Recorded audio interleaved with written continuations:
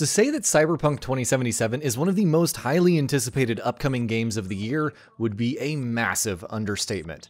People have been looking forward to it since the day it was first unveiled, many years ago. And afterward, with CD Projekt Red proving themselves to the world with The Witcher 3 and then re-revealing Cyberpunk 2077 in impressive fashion, kicked that excitement up another notch. In spite of its recent delay, the game's launch isn't too far away now, and recently, CDPR shared a lot of new info, through a livestream of their own as well as a round of previews and hands-on impressions from several press outlets. Here, in this feature, we're going to be talking about the 10 most interesting new details, big and small, that we've learned about the game as a result. The setup. We've been seeing bits and pieces of Cyberpunk 2077's beginning here and there for the past year now. But with the recent info drop, we have a much clearer idea of how the game begins and what the setup for the entire story is going to be. V and Jackie, another character we've seen plenty of, have been hired by a fixer named Dexter Deshawn to look for the Relic, which is an ancient chip said to hold the power of immortality. The Relic has been stolen by the son of family firm Arasaka's dead CEO, and there's no shortage of people going after the chip. In true CDPR fashion, who you align yourself with in this situation and how you choose to get your hands on the Relic will be entirely up to you. Characters. Plenty of details about important characters in Cyberpunk 2077's vast world have also come to life. We've already spoken of Dexter Deshawn, a fixer who often contacts V with jobs for hire. There are also interesting new details on characters that might have a big presence in the beginning of the game and perhaps even later on, depending on what life path you choose. There are corporate executives, Abernathy and Arthur Jenkins for the corporate life path, an aggressive sheriff who is constantly mistrustful of you in the nomad life path, and helpful allies Padre and Kirk in the street kid life path. Oh, and speaking of life paths. Life path. CD Projekt Red have been teasing out snippets of info on Cyberpunk's life paths for a while, but we now have a much clearer detail on how each of these will affect the game's beginning. Corporate will see you starting out as an Arasaka agent in the Arasaka Tower, right in the bustling streets of Night City. As a street kid, you'll start out in El Coyote Kojo in Haywood. Meanwhile, the Nomad life path will see you beginning all the way out in the Badlands, with the prologue taking place a few months before the proper story begins. Badlands. The Badlands are the 7th major section of Cyberpunk 2077's open world, after the 6 districts of Night City. And after having vaguely mentioned it over the past year or so, CD Projekt Red have revealed some more stuff about this, while also showcasing some gameplay footage.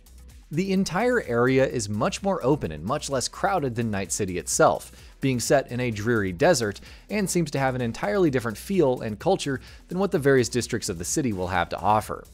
As we've mentioned, beginning the game as a nomad will allow you to start off in the Badlands, which means they might play a bigger role right from the get-go. But of course, even if you choose any other life path, the Badlands will still be explorable in all of their dingy glory. BRAINDANCE. BRAINDANCE is perhaps the biggest new thing that CD Projekt Red had unveiled in their recent info dump. To start off, there's quite a lot of intriguing lore to go along with the concept. Created in the early 2000s, BRAINDANCE allows you to witness the events and memories of a person through their perspective, exactly as they experienced it. And though it was initially used for things such as therapy, in the dystopian future of Cyberpunk 2077, it has become much more widespread. From mass entertainment to more illicit forms of thrill-seeking to being used as a means of investigation. BRAINDANCE is something that has become an integral part of this world's way of life. But how exactly does it work in the game? More BRAINDANCE info. Mechanically speaking, BRAINDANCE will work a lot like, say, the investigations in Batman Arkham Origins, or even the investigations in Detroit Become Human. You'll be put in the middle of a scene, and in the editor mode, you'll have the freedom to rewind, forward, and pause the timeline. Through it all, you'll also be able to inspect and scan various things in the environment, such as weapons, people, sources of sound to eavesdrop on conversations, screens to see any useful recordings of feeds, and much more. It seems like BRAINDANCE will come into play in more than a few quests, so here's hoping CDPR reveals more info on it in the lead up to the game's launch. Progression. For a while now, CDPR have been claiming that on top of providing the sort of freedom of choice one would expect from their stories, Cyberpunk 2077 will also offer that sort of freedom and player agency in gameplay. Details on the game's RPG mechanics and progression have certainly made it seem that way, and new, finer details on what that might entail surely look enticing. With 5 categories to invest points into, there seems to be all manner of ways to upgrade your character, from basic things such as being able to hack security cameras or improving your melee proficiency, to much more elaborate skills that basically turn you into a cybernetic ninja. It seems there's going to be a lot of room for player expression in this game. Customization. Cyberpunk 2077 will, of course, have a character creation and customization toolset. And though we've had hints of how versatile it will be in the past, that's starting to become much clearer now. It seems like there's going to be a ridiculous amount of options. Cyberwear, hairstyles, jaw, eyes, eyebrows, mouth, teeth, tattoos, scars, blemishes, earrings, skin types, eye makeup, and much, much more. And many different options in each of those categories. Shards. Like an open-world RPG, Cyberpunk 2077 will, of course, have plenty of room for exploration. One of the ways this game will reward you for this is with data shards, or shards.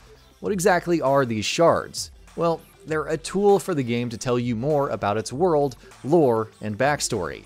Each of these shards will contain pieces of info that will reveal more of these details to you, contributing to the overall world building. If you're at all the kind of player who pores over lore dumps and backstory details in games such as this, that should sound like an exciting prospect. Side activities. Of course, this being a CD Projekt Red game, fans are expecting no shortage of side activities and really good ones nonetheless. As you're moving about Night City, on top of the aforementioned exploration and side quests, obviously, there will be plenty more opportunities to engage with side content. You might dynamically see civilians in need of aid. Whether you aid them or the other party will be up to you, of course. You might work with the police on contract jobs, temporarily working with the law to bring criminals to swift justice. You might get gigs from handlers to make more money and enhance your cred. Certainly it seems like there will be no shortage of things to do in Night City. And that about does it for this video. If you enjoyed what you watched and want to see more from Gaming Bolt, you can always hit that subscribe button and turn on the bell icon next to it. That way you will never miss any of our videos.